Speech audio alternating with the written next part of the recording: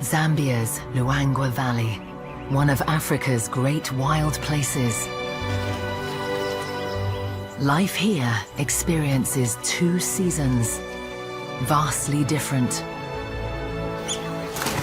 The wet and the dry. And the dry season here is one of the toughest imaginable.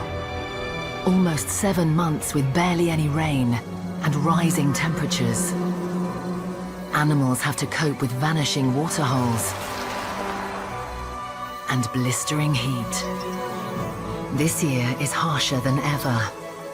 Global weather changes are disrupting seasons everywhere. Creatures large and small clash in competition for food and space. Each day, it gets harder to survive. But there are winners too. The dry season provides a bounty for those ready to exploit it.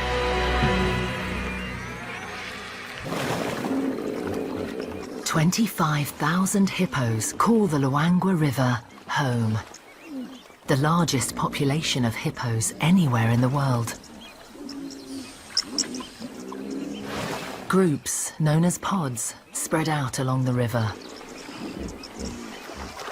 It's still deep enough for them to comfortably submerge, and for now there's plenty of space to stay out of each other's way.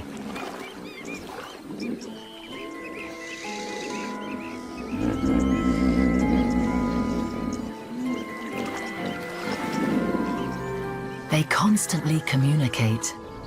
Honking calls set off a string of conversation, called a chorus chain, that travels all the way along the river.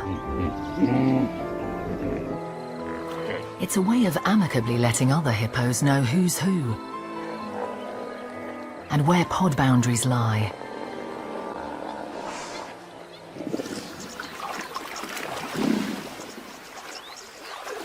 A dominant male, known as a beachmaster.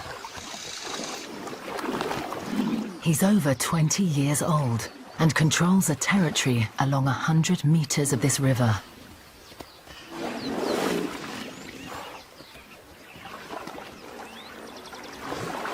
His pod is made up of about 30 hippos, mostly females and young.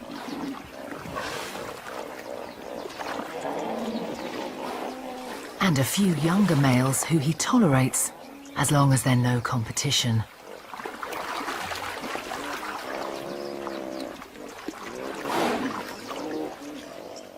The youngest member of the pod is a month-old calf. She weighed nearly 45 kilos at birth, and on her diet of rich milk, she's growing fast. But she's been born at a tough time of year. The valley is drying, her river sanctuary shrinking.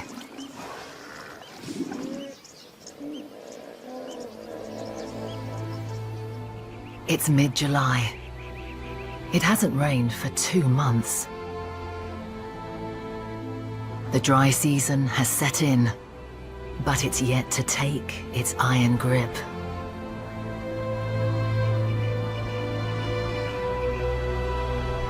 Over 700 kilometers long and 100 kilometers wide, the Luangwa Valley in Zambia is the tail end of Africa's Great Rift Valley. What makes it so special is its patchwork of habitats. Fertile grasslands are flanked by shady woodlands and dotted with lush lagoons. It's an intricate network of neighborhoods, providing homes for an incredible variety of life.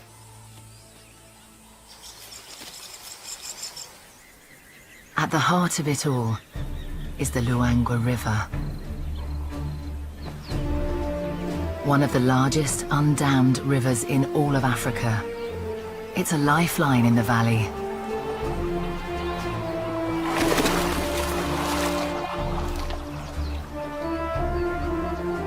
At this time of year, the river is already half its wet season size. In a drying landscape, it draws animals from miles around.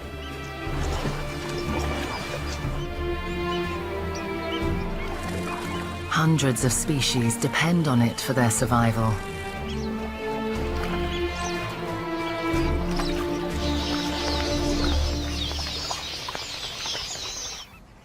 Every dry season here is harsh.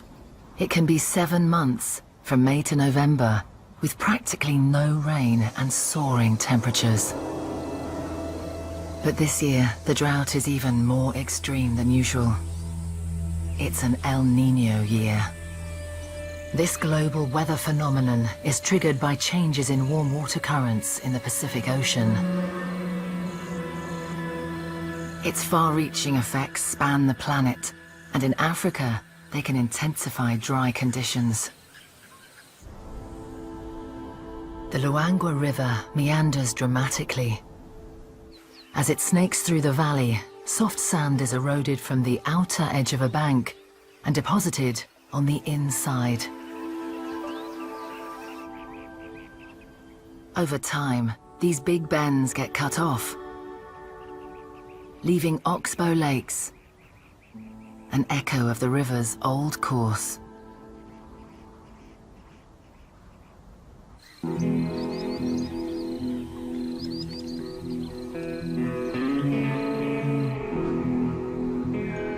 These lagoons are oases of life, and one of the reasons the Luangwa Valley has such an abundance of wildlife.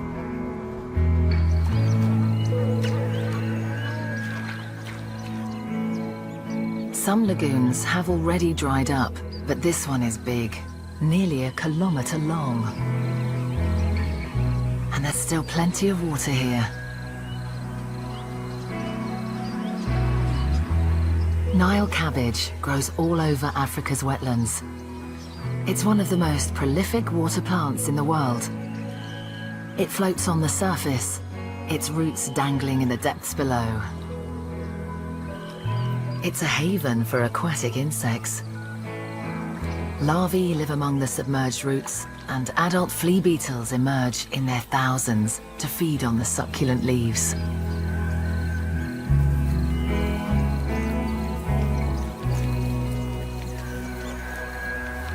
They, in turn, feed hundreds of birds.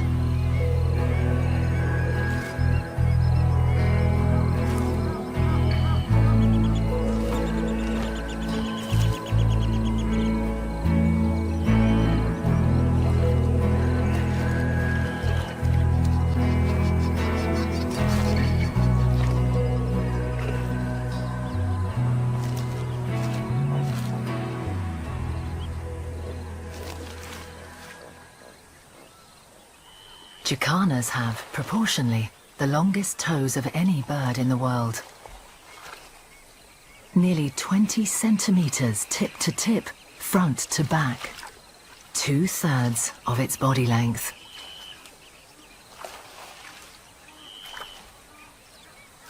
They spread the bird's weight as it tiptoes across the carpet of vegetation without sinking. Jacanas cannot delve deep with their short beaks, but they've learnt to take advantage of another lagoon resident.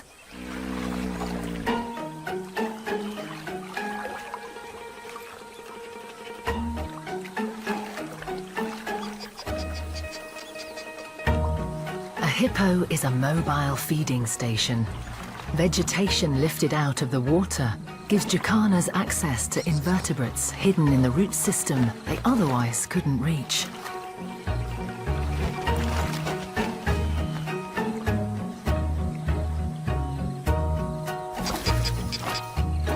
And the hippo doesn't seem to mind having hitchhikers.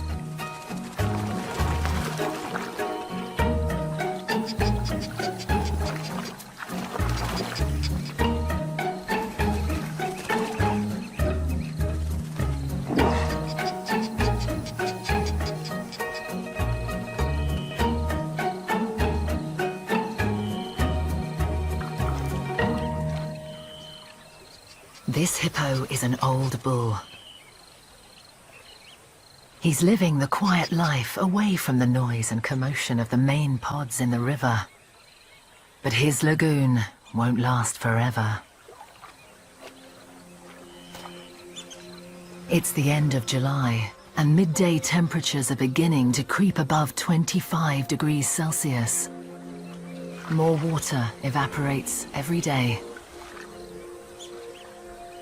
Now it's still deep enough to submerge in, but the hippo will eventually be forced to move.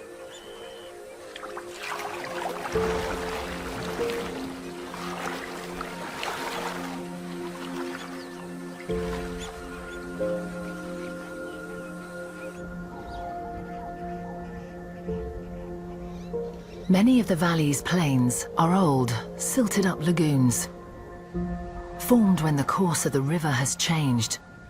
They're a testament to the dynamic landscape. The soil here is fertile, washed down from volcanic hills in the north, and nutritious grass feeds hundreds of mouths.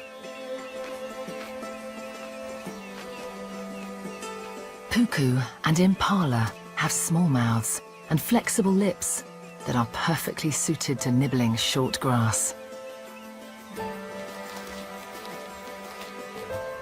But they don't have the plains to themselves.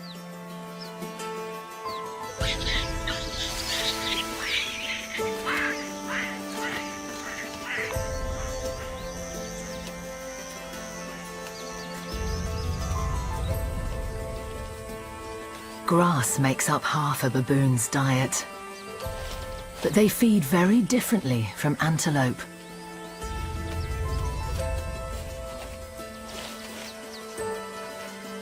They use dexterous fingers to pick stems and pull up rhizomes. Baboons and antelopes compete for resources, but the extra eyes and ears make sharing worthwhile. So many grazers attract hungry predators. But baboons have excellent eyesight and the ability to get a good vantage point up a tree.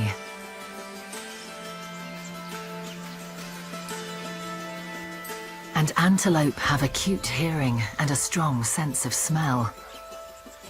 Between them, they've got the bases covered. All benefit from each other's alarm calls. A lion on patrol has no hope of an ambush once the bush telegraph begins.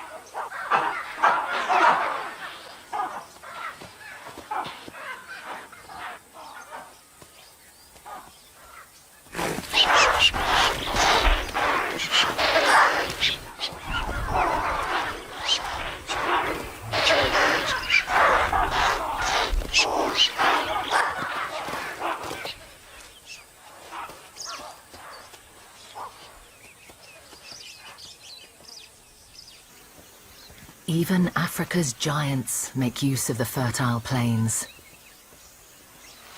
The tip of an elephant's trunk is as sensitive as a human finger.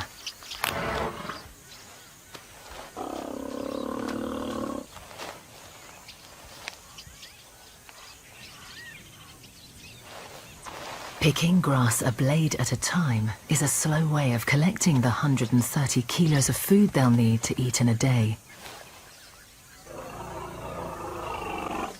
But in the dry season, every little helps.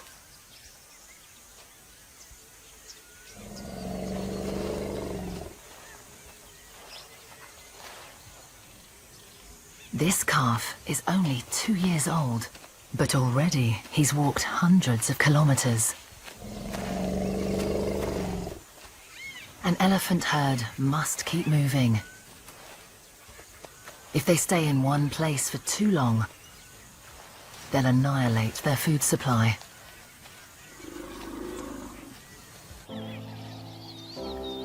The valley's woodlands are made up of over 300 species of trees, all with their own strategies to survive the crippling dry season.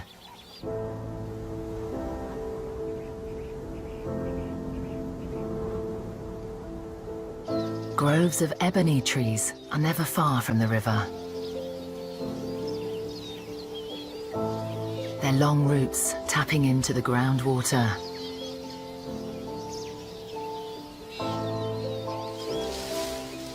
The small surface area of an acacia tree's tiny leaflets helps minimize moisture loss so they can grow further from water.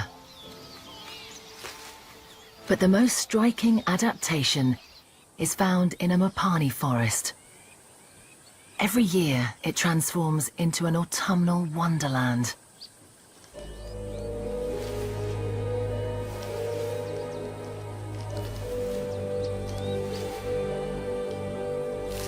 It's the beginning of August, still early in the dry season. But this woodland is several kilometers from the river. Water is scarce.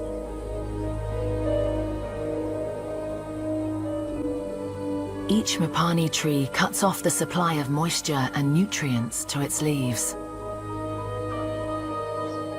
Without the green pigment chlorophyll, leaves turn golden and drop, just like a northern hemisphere fall.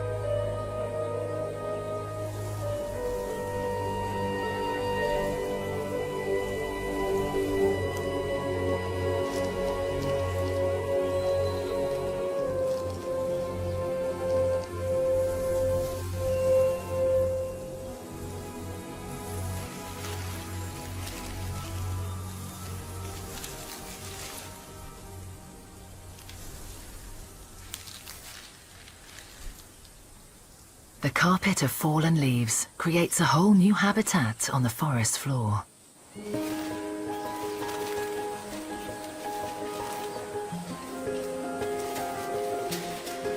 Patterns in the sand give their creator the sweet common name of doodlebug. But there's nothing cute about them. Less than half the size of your little fingernail, these insects are the larval form of a lacewing, and they are voracious predators. Huge pincer-like jaws are vicious weapons, perfect for grabbing prey. Their hunting prowess has given rise to their other common name, ant lions.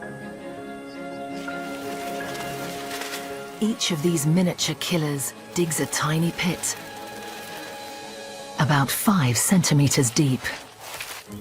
It's carefully constructed so the sides are at a critical angle.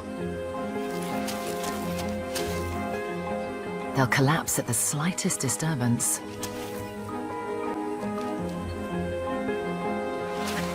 All he needs to do now is wait.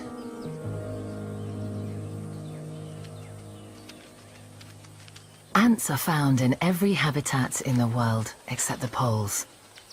And here in the tropics can make up by weight as much as 25% of all animal life. There are plenty of them, and they're ideal prey.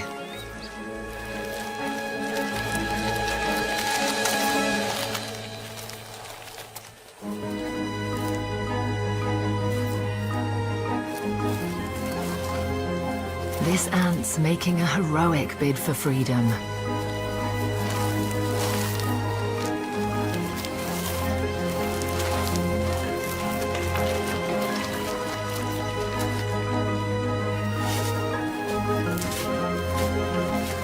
But it's not easy to escape an ant lion's cunning.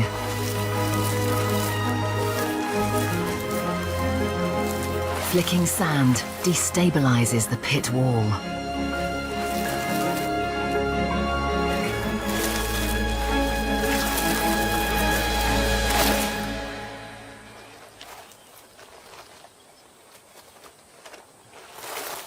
Injecting venom paralyzes its prey, and enzymes digest the ant from the inside out. The ant lion sucks its meal dry, as though drinking juice through a straw.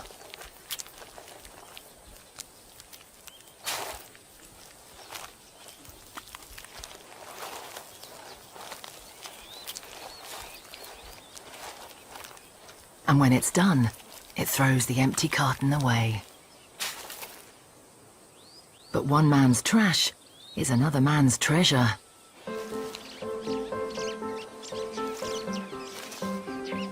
White-browed sparrow weavers hoover up anything they can find in the leaf litter. From insects to seeds. They forage together in flocks, but at this time of year, food is harder to find, and they're getting increasingly intolerant of their neighbors.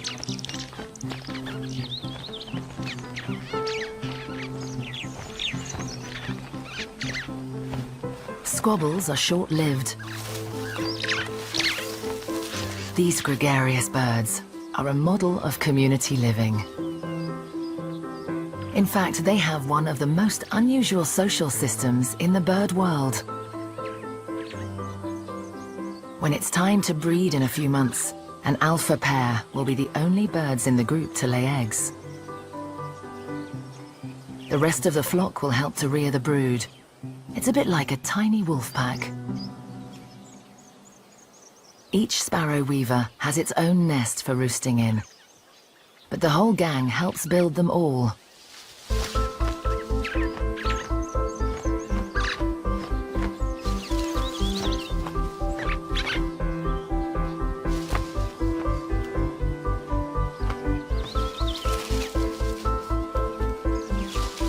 Nests may look messy, but they're in a constant state of repair. A home improvement project that is never quite finished.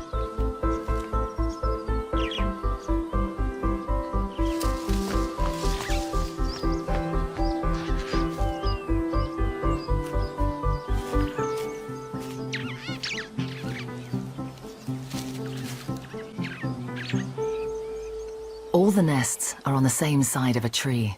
A carefully selected position so they get the right amount of morning sun and are sufficiently sheltered from the wind.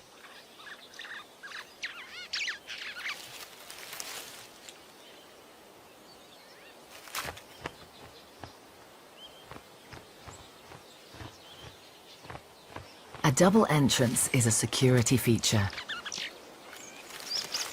In an emergency, you can always nip out the back door.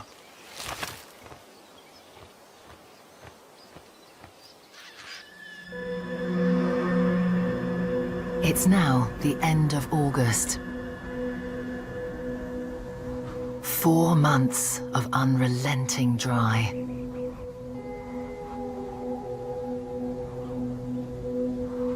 In the river, it's getting harder for the hippo pod to find water deep enough to submerge. Their exposed backs are too much for oxpeckers to resist. These little birds eat anything they can glean from a host mammal. Ticks, earwax, dead skin. Having parasites removed does the hippos a favor, but oxpeckers don't stop there. They intentionally keep wounds open, feeding on living flesh. When the pecking gets too much, you have to master the art of the tail flick.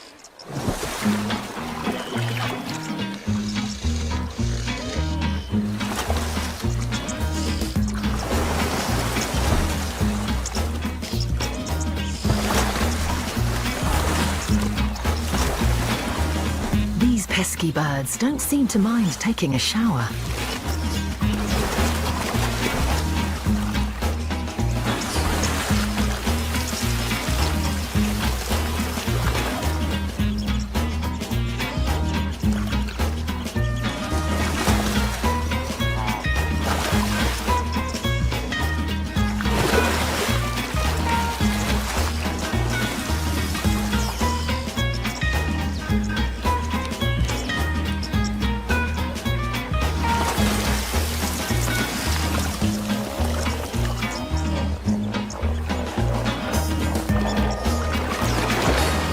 If all else fails, a dunking dislodges even the most stubborn hangers-on.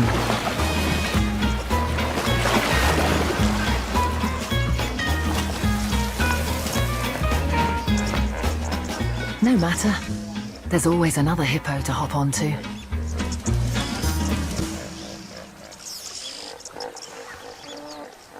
At this time of year, the dry season has really taken hold. The hippo's irritation is worsened by lowering water levels. Less water means less room. Neighboring pods get squashed closer together. Beach masters start to get twitchy about other males cozying up to their harems. Tensions are rising. And when a rival male gets in his way, the dominant male loses his cool.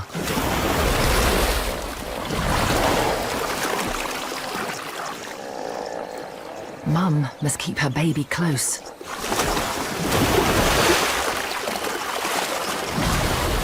Three tons of angry hippo could easily trample a tiny calf.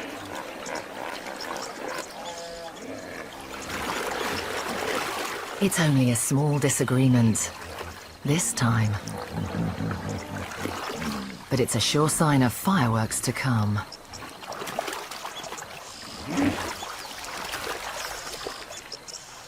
The river will only get lower, and the hippos will be squeezed even more tightly together.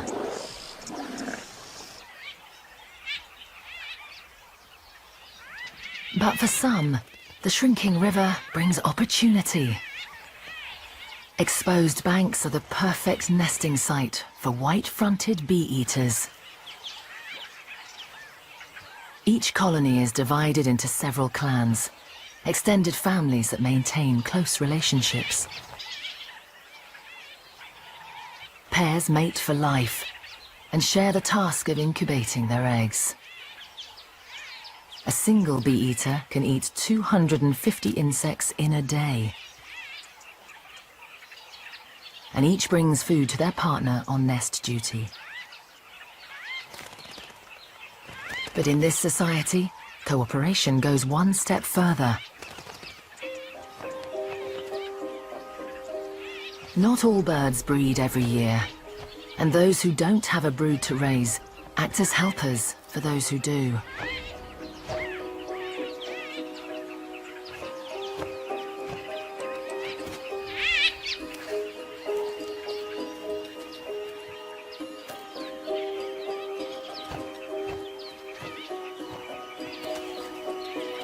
But there's always one who doesn't play by the rules. Stealing someone else's catch is an easy way to score a quick meal, but it's a sure way to ruffle feathers.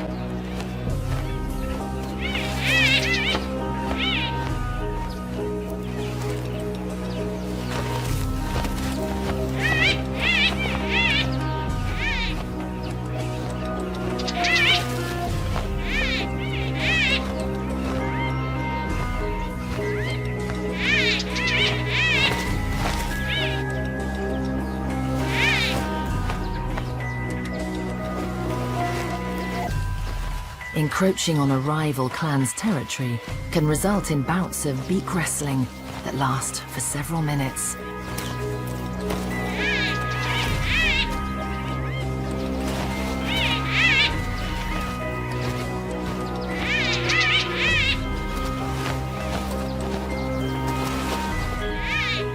But a bonus of clan living is that there's always someone around to break up a fight.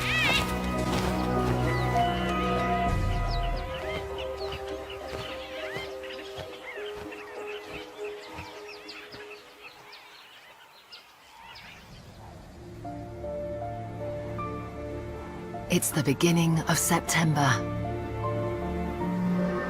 Rain is a distant memory.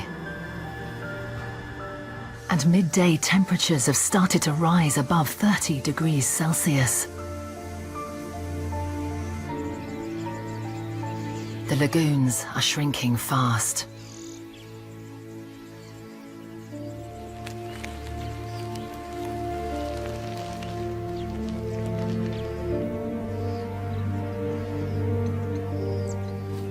The old bull stubbornly stays put, but time is running out.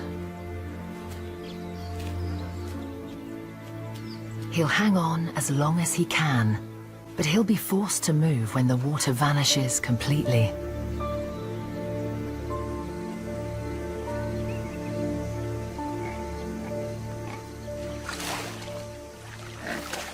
Warthogs take advantage of the fresh mud. Wallowing helps dislodge parasites, but it is also one of the most efficient ways to keep cool in rising temperatures. Warthogs are distant relatives of the hippo, and like their cousins, have no sweat glands. Covering their bare skin in mud can lower their body temperature by as much as 2 degrees.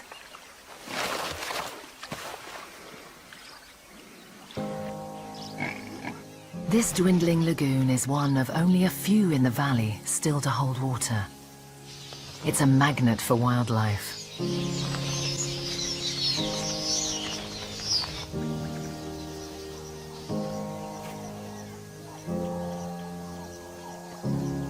Impala must drink daily in the dry season when they get little moisture from their food.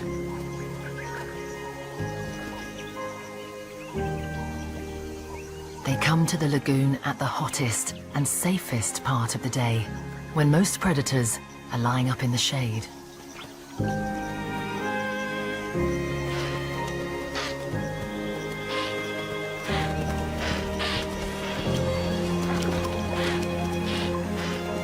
It's still a nerve-wracking time.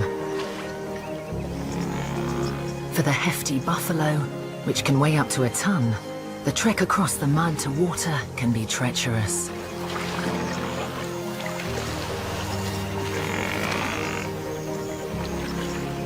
The mud is deep and sticky enough to trap them.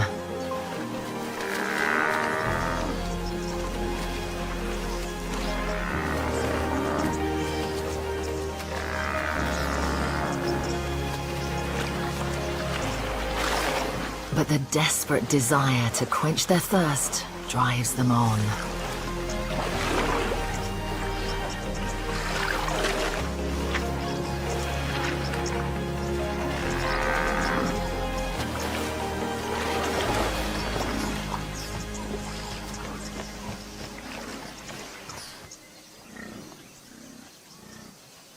A shoal of catfish is already trapped. The hippo has unwittingly cut off their escape. The water is too shallow to cover them completely. They struggle to keep their gills submerged. Marabou storks have spotted the movement.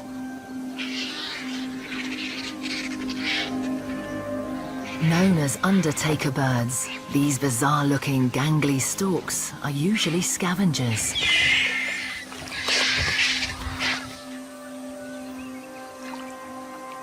But they are always ready to exploit any opportunity for a meal.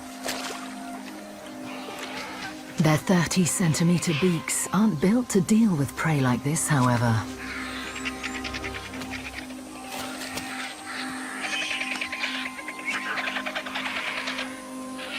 Their clumsy eating habits have attracted another opportunist. A juvenile fish eagle.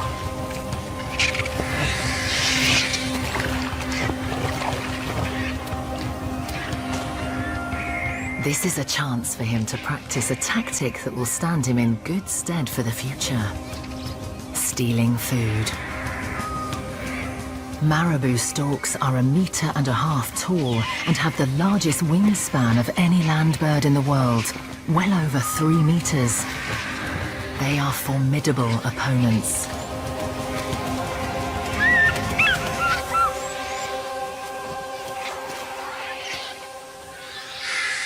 But the fish eagles are armed with razor-sharp talons, and they're getting good at using them.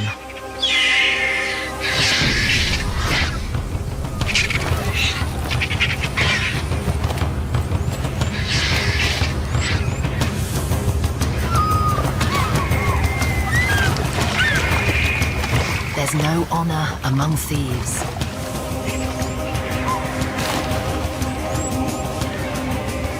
The eagle's siblings each try to steal the other's stolen meals.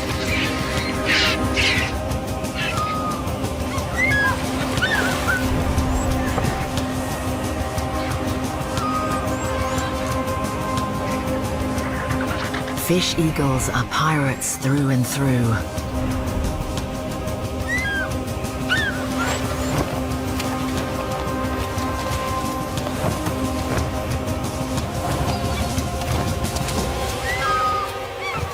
Even a parent bird isn't above pinching food from its own offspring.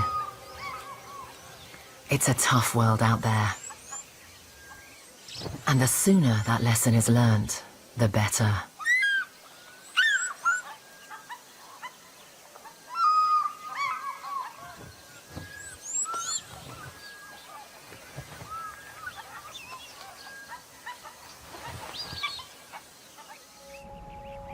Out on the plains, the dry season is tightening its grip.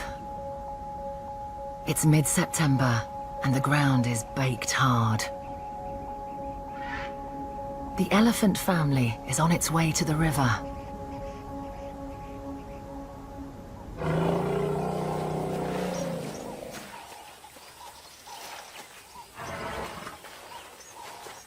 Baby is still largely reliant on his mother's milk.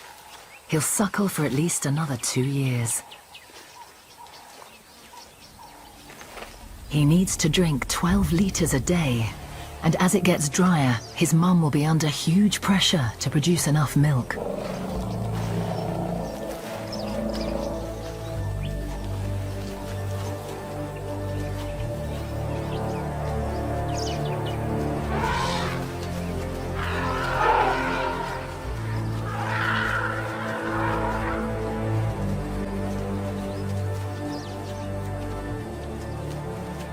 They've drunk at this stretch of the river many times before.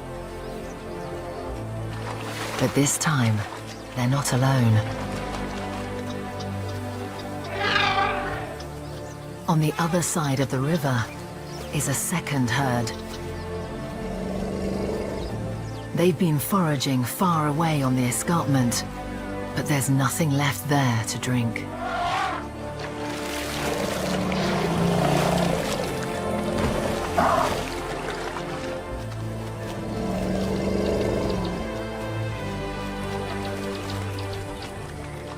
In the wet season, the mighty Luangwa runs wide and deep, a barrier separating the east bank from the west.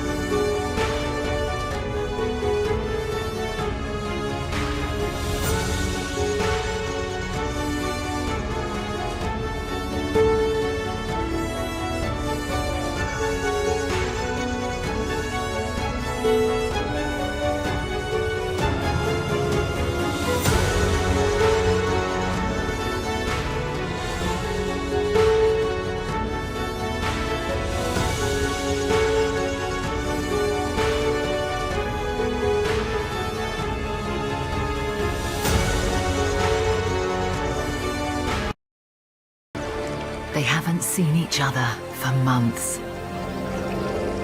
But as the old adage says, elephants never forget.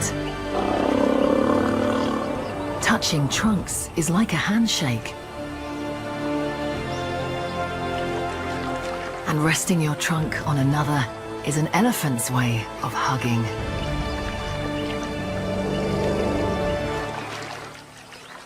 Elephant friendships can last a lifetime.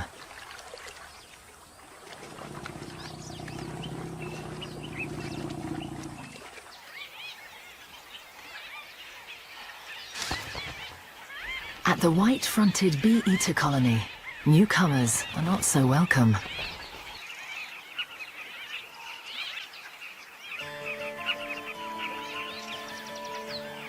Each year, during the dry season, carmine bee-eaters travel hundreds of kilometers from South Africa, the Congo and Tanzania to gather in the Luangwa Valley to breed.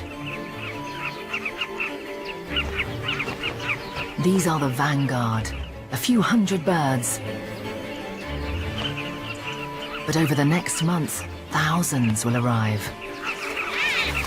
The little white fronts are outnumbered and outweighed, but they're not taking this invasion lying down.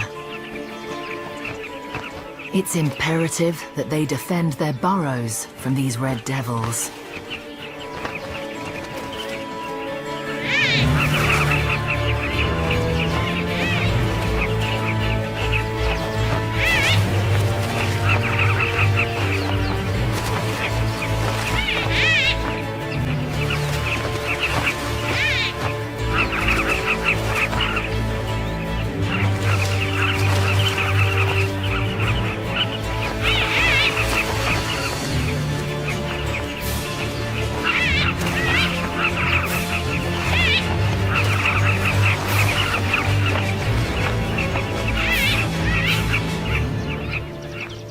At last, an uneasy truce is reached. The carmines can stay, but they must dig their own nest holes. The sand is easy to excavate if you've got the right tools. Their curved beaks work like pickaxes, and fused toes and strong claws make their feet perfect for digging.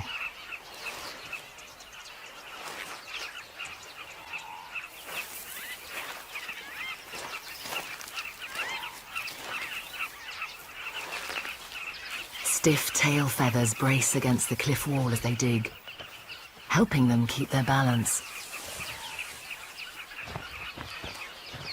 They'll tunnel 2 meters or more into the sand to create a cool, safe place to lay eggs. But the carmines will have their work cut out for them gathering food at the hottest, harshest time of year. It's the end of September.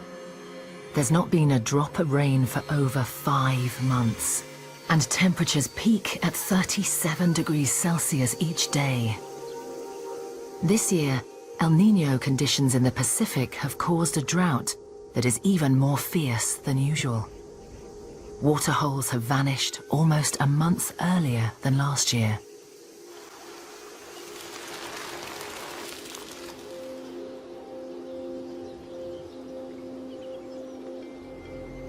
At the last of the lagoons, thick mud is all that remains. Butterflies gather to take in minerals and suck the last of the moisture from the ground.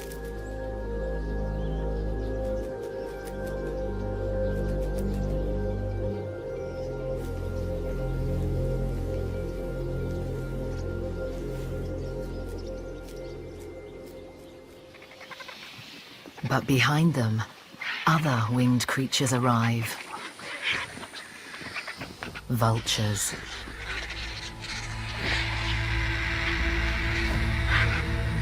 Their eyesight is so good, they can spot a carcass from several kilometers away. The sticky mud has claimed a buffalo.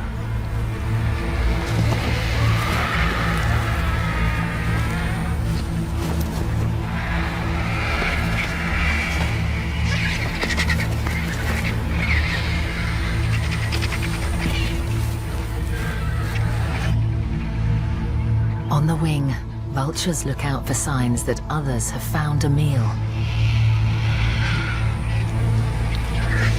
1 or 2 landing to feed sets off a chain reaction, and dozens more arrive in minutes. A large gaggle of vultures can strip a carcass bare within an hour. Swallowing nearly 1 kilo of meat each, 1/5 of their weight, in a sitting. Their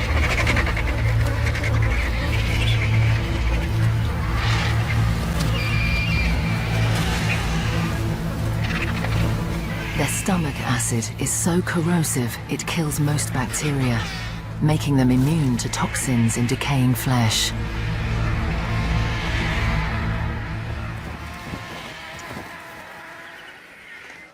The hippo's lush lagoon home is gone.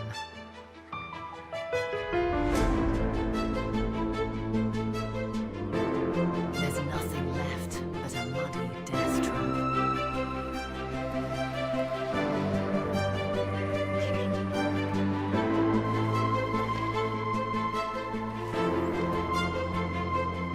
If he stays, he could suffer the same fate as the buffalo.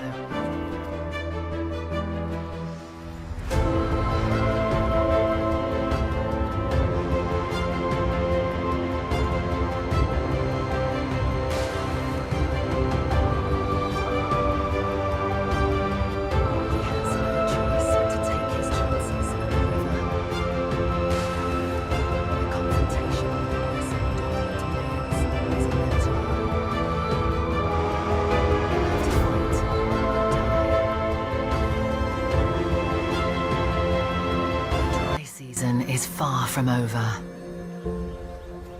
It could be 2 months or more before the valley sees rain again.